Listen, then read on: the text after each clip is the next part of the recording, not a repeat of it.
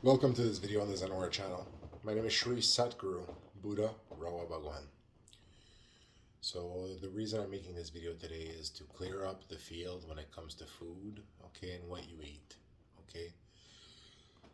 I strongly believe that a man shouldn't tell another man how to eat. You know, a man eats and people of different cultures eat in different ways. And depending on the way that you can eat, that depends upon the level of the development of where you are specifically located as a civilization, as a society, right? If you have many options and you can basically have a vegetarian option that keeps you sustenance and is also flavorful and tasteful, that's a nice luxury that maybe you don't have everywhere. Like also meat is not an option everywhere, right? But there are some balances that are omnivorous. They basically, there's different types of people who eat different types of things all over the world. In some places in Japan they eat a lot of fish. In other places they eat a lot of fries. Okay, so it depends on who you follow and what individual. Also, the changes depending on one individual from the next and in a specific area as well. But you have usually certain trends or tendencies in a specific geographical area. Okay, so, you have people eating in different ways, right? Different traditions of the land, of the people, and how they eat, right? So, now we know, for example, in India, okay, which is the land of yoga and all these practices, but there's also other lands that have advanced practices as well, right? So in India, we have good records of them, right? And they have been well preserved, okay, in many stories and tales and teachings, okay, and traditions, okay, and have come to light very much so in the growth of the Dharma and the preservation and advancement of Dharma, which is all pervading, right, within the realms of its lokas and dimensions, right? So people eat different things, okay, wherever they are and whatever they can eat sometimes. And when they have the luxury of more advanced societies where they have more choices, whatever they prefer to eat, potentially, or whatever they eat because of a specific adherence culturally or religiously or something like that, right? So some things you don't eat, for example, in your society where you are. And if you move to another place in the world, maybe you keep those traditions as a culture, as a coming from that culture and tradition, or maybe you adapt to the ones of where you go, etc. And then your family and how that adapts, etc. So there are many people eating different ways. There are also people that don't want to hurt animals, so they don't eat animals. Okay, but there's different traditions. Some people that don't like vegetables and they only eat meat, pretty much. Okay, all these different things. I'm going to tell you about it from the deep secrets of creation and how it basically works. Okay. It's that basically, depending on what meat you eat, basically you shouldn't be eating meat. Okay. Meat is dead flesh. Okay. But then again, at the time of filming this video, I am a meat eater, right? So meat is flesh, right? And most people should not be eating flesh, okay? It is a dead animal, dead living being, dead sentient being, okay? In most cases, okay, or other type of being that is dead. So you're eating something dead to be alive, right? Basically, is what you're doing, right? So something that has lost its life and is just an organic matter, a certain, and you're bringing it inside now, something that has lost life, that is in the process of starting to decay as it lost life, right? Starts a process of decay. And in that process of decay, you bring it in your stomach so that it decays in your stomach instead of decaying outside of your stomach, right? So you incorporate the decay into yourself. You incorporate the item and its decay, right? And its decay basically keeps you going for a certain time, right? So you basically take in that item and its decay gives time to you to basically prevent your decay, right? So it decays and you absorb that. So food, there's karma even in eating a grain of rice. You know, there is karma in all things. There's karma in vegetables and eating vegetables. There's karma in eating meat. Okay, karma applies at all levels. Okay, so I like to say that way without tripping out about it and freaking out about it. Karma applies to even a grain of rice and eating a grain of rice. Okay, so you know, there is energy, there is life energy in all things, right? And you know, it's also important to know that there are different types of karma as well, right?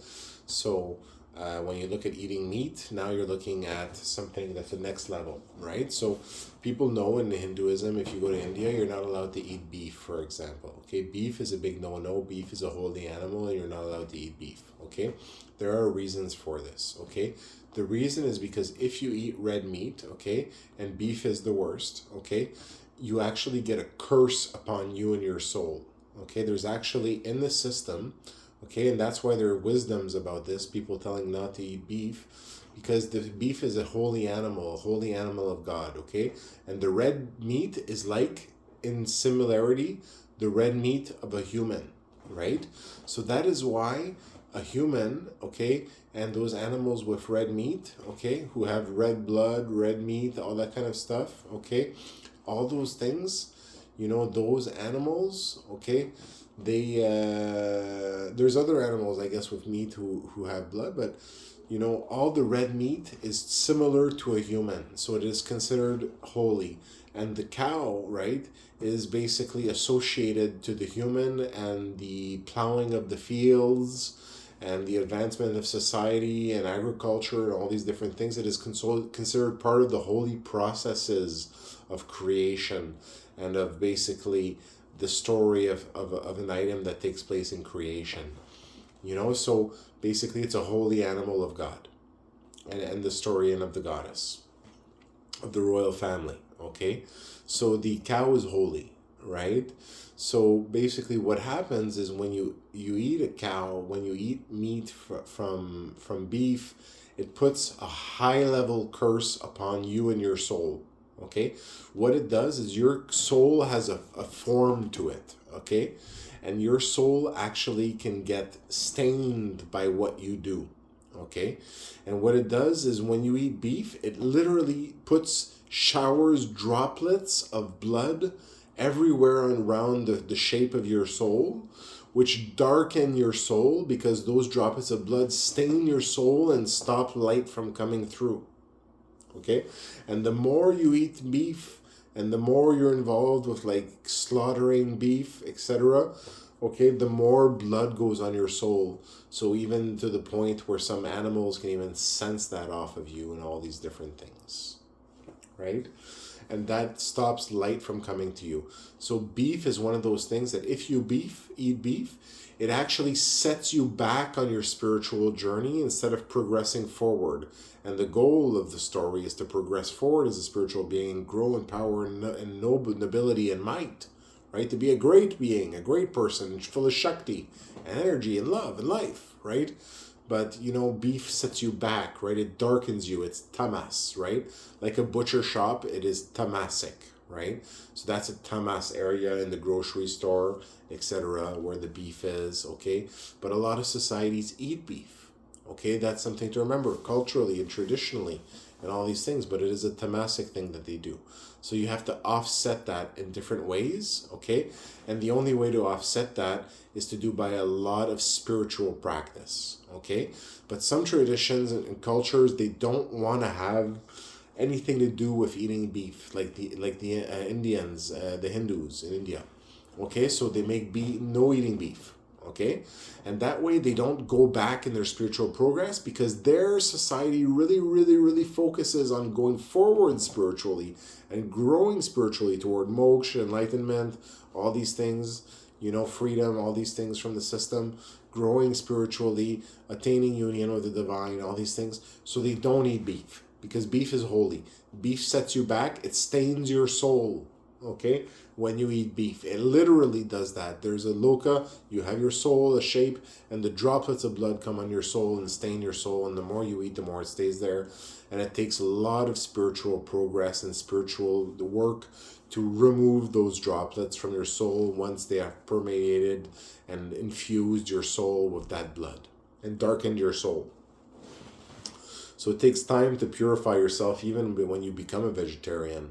After you've been eating for beef for a long time, it takes a long time for spiritual practice and stopping to eat beef to purify your soul, right? So that's one thing. Okay, so that is what is called a high level curse. In the system, okay, in the systems of how the system operates, a high level curse is put upon those who eat beef. So that curse applies to their life and basically means that they're the types of people who are not going to make it in this life, probably spiritually, very, very far. Okay? And however, what's interesting is that there are ways to offset that with lots of spiritual practice. Okay? Because as it is a cultural way to where people live and subsist on that, right? Then there are cultural allowances, right? Because these are location-specific cultural allowances. So it stains the soul and all these things, but the people have other practices which make them closer to the divine and these things. So they have ways to offset the things that stain their soul, which are often basically these spiritual practices of shamanism and other things like that. Right? So the beef stains the soul. Okay? So that's important to remember. And the soul can be cleansed once it is stained, but it is a difficult process and takes time. And it takes also a changing of your ways, right? However, there are some beings that just basically are carnivores as well. And they are, yes, full of blood everywhere, all over them, and all these different things, right? So their soul gets stained with blood and they become a bloody being, a bloody one, right? The ones that eat red meat, a bloody one. And then you have the beings that don't eat meat, that are vegetarian or whatever type of vegetable or veggies they were and how they call that type of vegetarian. They're vegetarians, they don't eat meat, which means they probably don't eat eggs as well, right? Because eggs are a form of meat, right? They're a form of flesh, right? That died, that didn't give birth, right? And that you cooked, right? So, they're like, eggs are like babies, eating babies in the system, right? Basically. So, that's how it is. And it's fitting that they're on the plate for city powers as well, because, it means that you're ready to do whatever it takes to go to the next level. Now, I'm not telling people to eat babies here. Oh boy. So, people eat different things. Meat gives you curses. Okay, if you have the option to eat vegetables and you're eating meat instead, you're going to get cursed in different ways.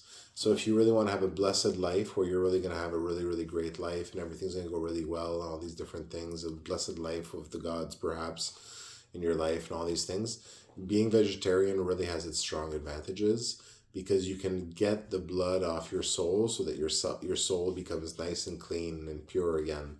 And that coincides with spiritual practices. So a lot of people go vegetarian, right? But if you eat meat, realize that it bloodies the soul. The beef is the worst. The red meats come with it, right? Those are the high-level curses. High-level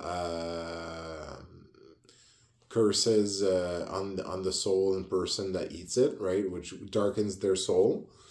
And then after that, you have the white meats, right? The white meats are a medium-level curse, right?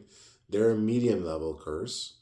By the way, the eggs are in the high level. Okay, eggs are considered like babies, so they're in the high level curses. Then the white meat is in the medium level curse, so it's not as bad. Okay, basically, that's basically it's it stains, but not in the same way. It's basically seen in a way where you're not basically blooding yourself with the same level of life form, right? Now you're basically into the levels of, some people are meat eaters and they eat meat, right? And white meat is actually much more acceptable than red meat, right? Because red meat is too close to the color of the meat of a human, right? So because of that, it is considered holy. And the in beef in India is known as the one that's holy. However, there are other animals that have red meat as well, right? And they are also called holy because of that color of their flesh. The red flesh makes of being holy like humans, basically, right? So that's why um, humans are holy, cows are holy as the holy animal, and other animals red flesh. That's why it bloodies the soul the most. The thing that would bloody the soul the most, of course, would be eating from a human. Then you would really cover your whole soul in blood, right? So yeah, that's the worst. That's cannibalism, right? And then your soul really becomes covered in blood. Then you enter the darkness because your whole soul becomes covered in darkness. So there are many, many different things that people can eat. Okay. There are different levels of curses associated with different types of meat. The medium level curse is a curse that is basically something that someone can work through in their life just by being close to the divine, praying to one's ancestors and gods, and being close, or God himself, and just being close, to the divine. A medium level curse can be worked through, right? Eating white meat. And that is appropriate for people who just are meat eaters. There are people who are meat eaters. The vegetables just don't do it for them.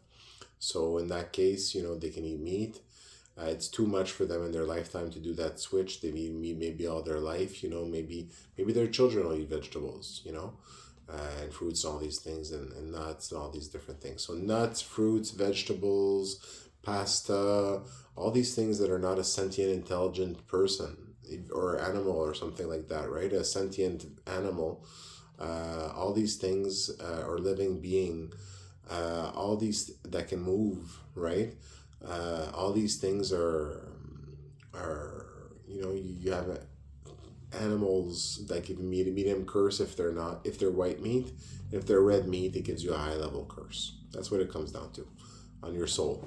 And that curse follows you everywhere you go. It'll impact on your job opportunities at work. It'll impact on different things. It'll impact on the opportunities you have in life, in the events that happen in your life. It's really a curse that goes on you, and it's a curse because of the eating of the flesh. So the eating of the flesh gives a curse, right?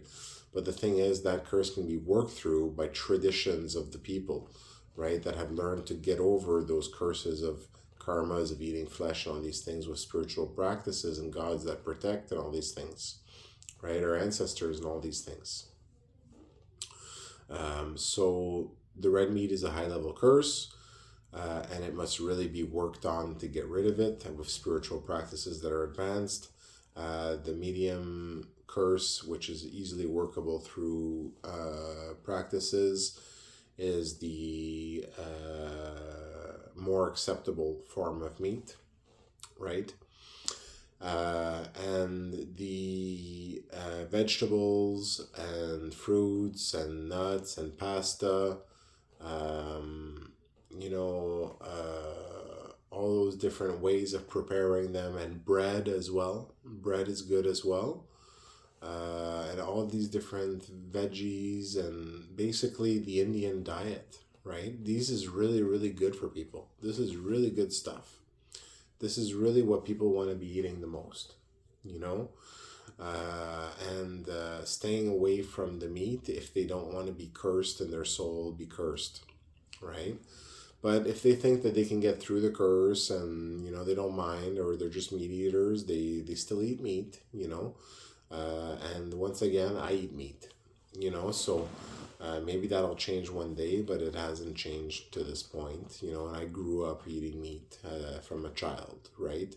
So a meat eater from North America, from Canada, and I eat meat and vegetables and fruits and pretty much everything, pretty much eat everything. So meat puts a curse on you and on your soul, and it bloodies your soul. And, depending on how sacred or precious or holy or close to God, that closest to God, that person, that animal or intelligent human or being is, well, then the higher the level of the curse if you eat that flesh, right? And then you can spend a lifetime working over the eating of flesh of one of those animals, for example, if they were close enough, and basically never get through it, So, uh, you know, there's a huge karma in eating. Eating is a karma because you choose to take in a living energy, rather than to give yours, instead of taking its life. So you choose to take the life of something rather than giving yours to not take it. So it's a karma, but it's also called survival. But there's a karma even in eating a grain of rice, as I say. Right.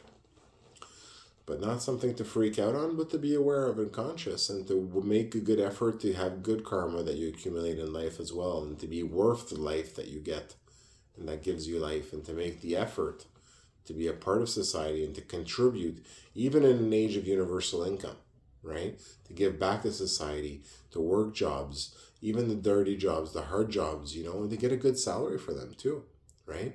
And to be able to afford nice, fun things. But, we come to an age where we need universal income because of automation and AI and all these things, loss of jobs, and just because it's a decent thing to end suffering, and it is the way that is brought to you by Amitabha Buddha, the Rawa Buddha, the Buddha that brings to you the end of suffering and of poverty and disease for all people, through his path of universal income for all people, which you must all choose to put in place together.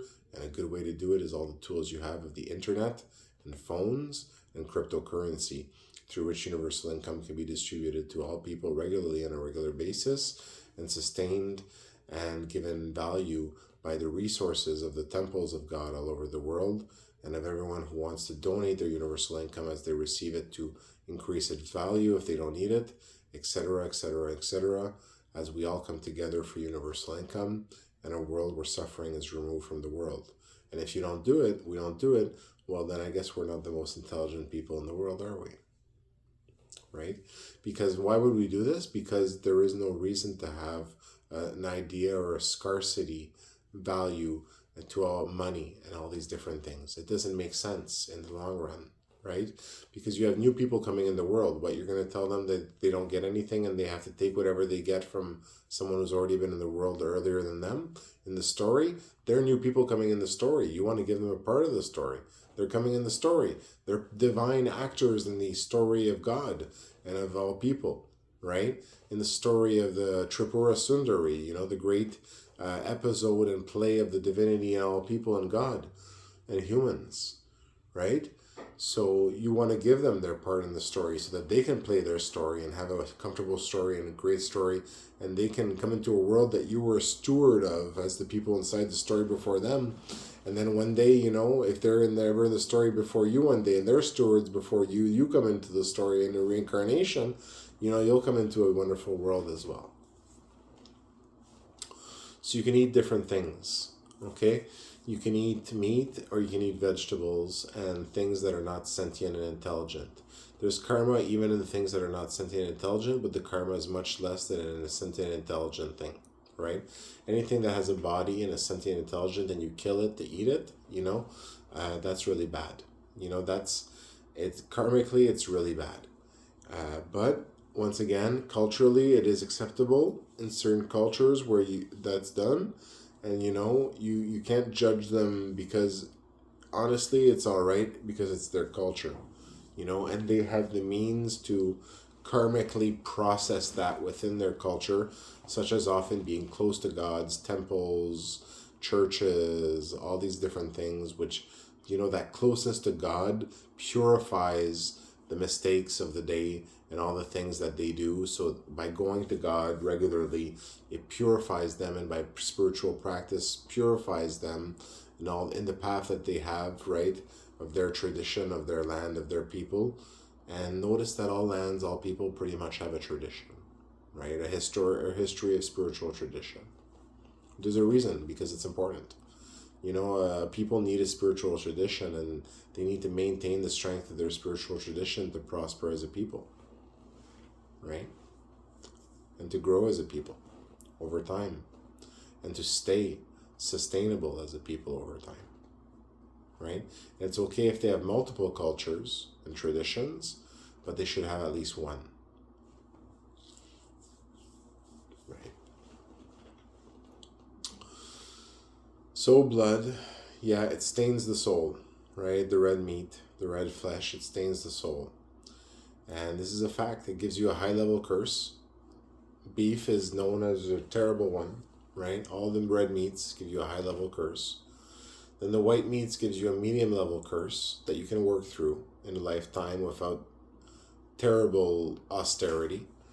But the red meat, once you've eaten the red meat, if you want to progress spiritually in your life, except if you're spiritually gifted from past lifetimes, really, you're going to have a hard time progressing spiritually, because it's a high level curse, and it curses your progress spiritually. It sets you back spiritually. It's one of those things that's just bad for you spiritually. And since it's a spiritual existence, that's no good. And it's animals are basically living too, right? That's the thing. They're also intelligent and very intelligent and, very conscious and all these things, right? They practice yoga sometimes, all these things, right? They're intelligent. So think about that when you think, oh, all right, okay, how do I treat them, right? What kind of life do I give them and allow them on this planet that is theirs as well, right? So these are things to think about. However, some people eat meat, right? Traditionally, culturally, but ideally, people shouldn't eat meat. They should eat everything except sentient, intelligent living beings, right? They should eat fruits, vegetables, nuts, pasta, bread, am I forgetting anything? You get the idea, all those different things. And what about a fish? Well, what do you think a fish is? A fish is alive. A fish is a sentient being, right? So theoretically, you wouldn't eat fish either.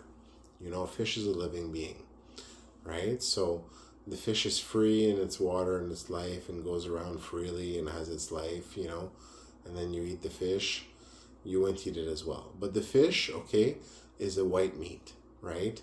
The fish is a white meat, or it's a rosé meat or something like that. But the reality is that the fish is considered a white meat, so it's a medium level curse, right?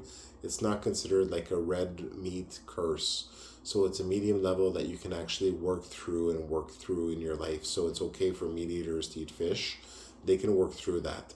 It's the red meats that are really, really bad for you. Something like antelope, something like beef, something like, all those different red meats. Those are really, really, really sacred animals that you don't want to eat, and you usually don't eat them. Except if you're ready to get bloodied on your soul and it follows you around. Believe me, it really impacts your life. You're going to have troubles in your life and problems and doshas and like really bad things, that are going to follow you if you eat red meat. So that's how it is, okay? Basically, but some people still do it, right? Because of tradition, culture, all these things.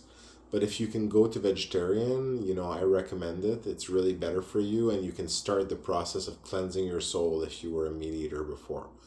Now, if you want to stay meat eater, white meat, it's better for you, okay? And the less red meat that you have, the less blood. So it's cumulative too, okay? If you eat red meat regularly and a lot and over long periods of time, more and more blood comes onto your soul and infuses and permeates, and you become more and more and more and more and more bloody, right? And basically your spiritual progress gets blocked and blocked and blocked and blocked more and more and more, and with more and more layers of bad karma have high level curse for eating the red meat and the beef and all that. So beef should not be eaten, especially if you have any hopes of spiritual progress in your life, which is for many cultures and people a very important part of life, but not for all cultures. Some cultures, they put all the faith in the gods, right? They don't seek to progress themselves individually. And some cultures, like in India, they seek to progress spiritually individually, right? Many people. So you wouldn't take an action like eating beef or red meat or something like that. You would be a vegetarian, and definitely not beef because it's known as holy in the stories of India. But remember that maybe they had less access to as many types of red beef as there were everywhere in the world, of red meat that potentially at other times. But they knew that the beef, right, is considered extremely holy, extremely sacred because it is part of the stories of India, right, and of agriculture and all these things. So red beef, red meat, you shouldn't be eating if you don't want it to bloody your soul at a high level curse. White meat, medium level curse, fish as well. You can work through it with enough spiritual practice, going to the gods, going to temples, all these things. Vegetarianism, the best. Cleanse yourself. It's like going on a cure, a cleanse, right? You cleanse your whole body. You really cleanse yourself with those vegetables, with those fruits, with those nuts, with those pasta, with everything, tomatoes, all those things, all those types of fruits and vegetables. Bread is great as well. Bread and all kinds of vegetable dips and all these different things. All this is good stuff. Now, there's a lot of questions about, when it comes to milk, for example, and all these different things, right? Milk and cheese and all these things, okay? This is where it's also great, okay? It's allowed to be a vegetarian and to have milk and cheese, okay? Because although you are basically taking in a part of the other being, you are taking part of another being which is sustainable and provides life sustainable to others, right? So other animals, right? Some animals, they have the means to provide milk, for example, cows, right? So that is why they're so holy, because they also provide life. They also create life, right? So versus other animals where we wouldn't go get milk from them, even though they have red meat, the cows, they have milk, right? So they are holy, right? And the bulls, they allow they carry the seed of that holiness, right? The bulls, right? They carry the seed of that holiness which creates life, right? The milk and the cheese products and all of that, right? It is the life that is given sustainably from a life that other beings can take as well. So the cows become, in a way of producing sustainable foods, right, and drink, right, that create life from one animal and one species of animal, which gives life to us humans, right?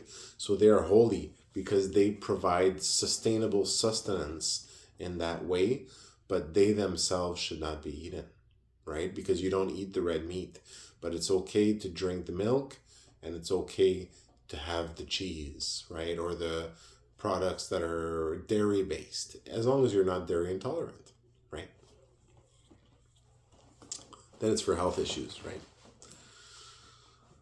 So that's good things to know, okay? All the fruits, all the vegetables, all those things that are not alive, right? Okay.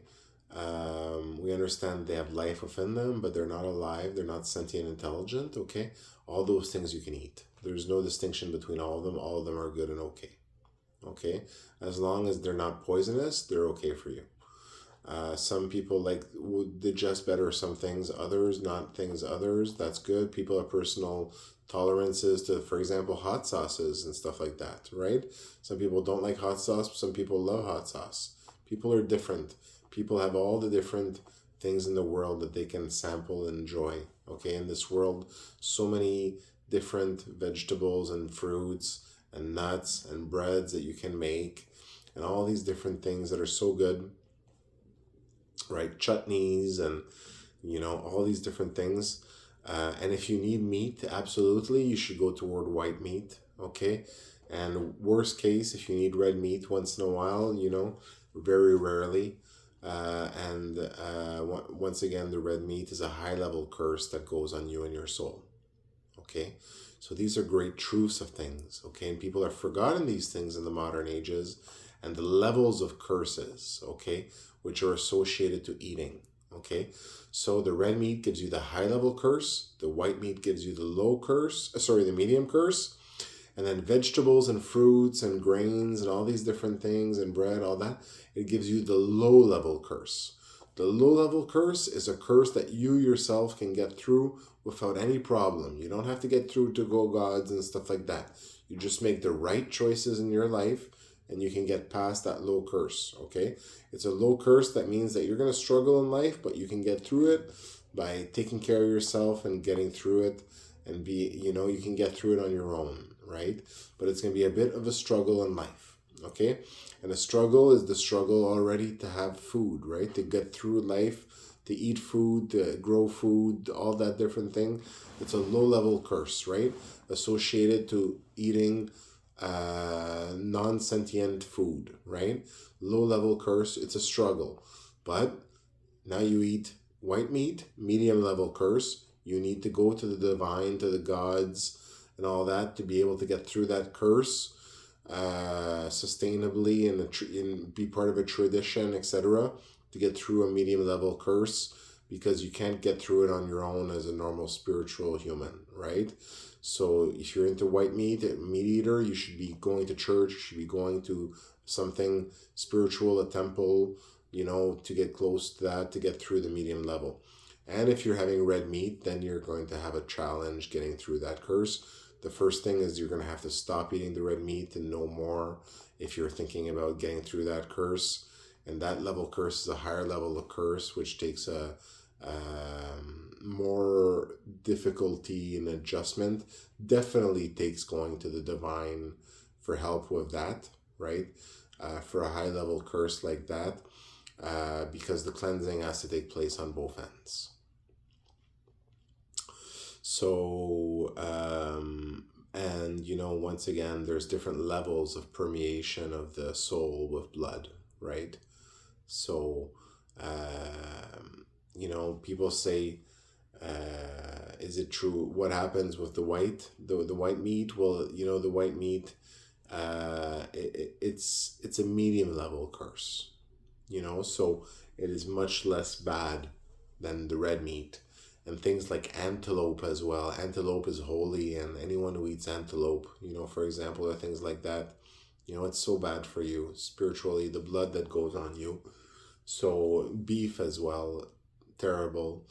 You don't want to be eating beef, except if you're ready to deal with the karma in a way, right? That karma, that level of karma, that of blood that goes on your soul. And even if there's a loka where there's blood that goes on your soul, right? Where your soul has its form. So remember that when you become a flesh eater like that, it impacts on you and it changes you and it changes your penchant towards pure light or more dark a little bit, right? And if you become, for example, very dark and tamasic and you eat a lot of meat and all these things, maybe you become more lethargic potentially and all these different things too, which is possible. Tamasic, right? And the blood, the darkness, less light, right? So what happens is when you get less light, now you have less energy, right? To sustain your body, right? And all these different things, because you're putting filters, blood, which stains your soul and disallows light from getting to that part of you, which would enter normally from that part of your soul. And this blood covers your whole soul eventually and starts in patches and spots and then covers your soul in the curse of red meat, right? So eventually the curse spreads the spots and covers you, and you become more darkness and tamasic, right? potentially overweight. Maybe you're having processed foods too, processed foods of red meat and stuff like that too, really tamasic and overweight and all these things, right?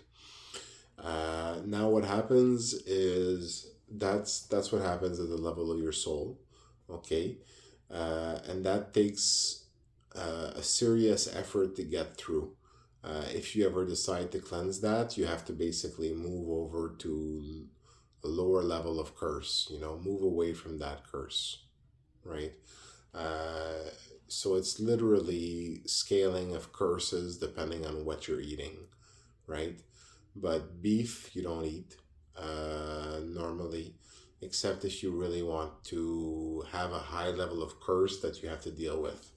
And then you really have to get help normally from divine divinity or something like that to get rid of those high levels of curses of eating flesh at those levels. Except once again, if it's culturally acceptable and basically in that case allowed by your divinity, right? So there's a cultural allowance for eating flesh, right? But the thing is, normally one should seek to move beyond that cultural allowance if society allows one to move beyond it and to move over to eating other than flesh, right? Because the blood still comes, but it can be cleansed, right? That blood that touches the soul, and often practices such as shamanism, etc., will seek to take away that which covers the soul, that which blocks the soul, that which stops the light from reaching the soul, etc., right? So the soul can be cleansed in many ways by shamanic practices, etc. And this is important in societies where the people are bloodied by the flesh eating, right? Because their soul gets covered. So their practices to basically seek to purify that soul, so once again, if you're dealing with a non-sentient intelligent food that you're eating, low level curse, you can get through it yourself just by making good choices in life and being not being foolish, and your life's gonna have some struggle, but it'll be okay. But just still a basic level of struggle still. But eat the white flesh. Now you're having a medium level of curse, and that curse will follow you. And if you don't go to the divine for help, etc., you're probably gonna struggle in life, right? If you don't have some connection with God, with the angels, with the divine forces, you're probably gonna struggle. And then that high level of curse of red meat, now it's basically you're gonna basically have to take an unhealthy approach. Things are gonna, you're not gonna live as long. You're everything's gonna be tamasic. Less energy, potentially, fat, overweight, maybe, not as productive, etc. And also your soul very bloody, so not advancing spiritually as much as you could be advancing spiritually. Once again, except if you're able to push through that, right, through certain societal processes or personal processes, if you're basically strong enough to for that not to affect you, so if you're in some kind of process potentially where that doesn't affect you as much, right? Or where you are purifying yourself at such a rate and speed in a spiritual process that you can still eat red meat. But the thing is, why would you do it? Why would you? Right? Because you don't need to. There's no reason that you have to, right? Except that there are some forms of tantric forms of God, such as Hakavedim, which is one of the Septavedim, who receives offerings of red meat, right? So, it's very rare as well. It's those primal gods of nature that sometimes would take offerings of red meat. So, red meat bloodies the soul. Okay, it literally does. and it visually bloodies it at the level at which the soul exists. And the more you eat, the more it bloodies it. And that blood spreads on the soul until it covers it completely. And then you can seek to cleanse your soul by becoming vegetarian, right? Or by eating just white meat instead is already a good way to start, right? But you really need to go vegetarian, then you need to purify, and you need to work on your soul through a lot of practice, and slowly wipe away, take that squeegee and wipe away all that blood on your soul, and suck it out of all of the blood that permeated your soul everywhere and all the levels. And it takes time, and it takes time to clean it, because you were a flesh eater, But culturally, if your gods allow it, in your culture and your tradition, etc., as part of your culture, of your people, then there's an allowance for it because, after all, it's part of your survival, your species, your culture, etc., right? So in that case, you should still seek to move to vegetarianism or something like that, or not eating sentient, intelligent food one day when you can, when you're able to, when you're ready. And because that is a better way to have a purified, clean soul if you're interested in those things, right? If you're interested in progressing spiritually, you can progress spiritually faster by being a vegetarian and all these different things. But at sometimes you need the fierceness and the strength of the meat as well at some point in your practices. But, white meat is, once again, much less damaging to the soul than red meat. And, you really don't want to be eating beef and antelope and things like that, because there's some beef or buffalo or things like that. There's some animals basically that you just don't want to eat. Okay? And you can, in some cultures you do, right? But understand what it does to your soul, and that you're going to have to make up for it spiritually if you want to progress spiritually very far. Okay?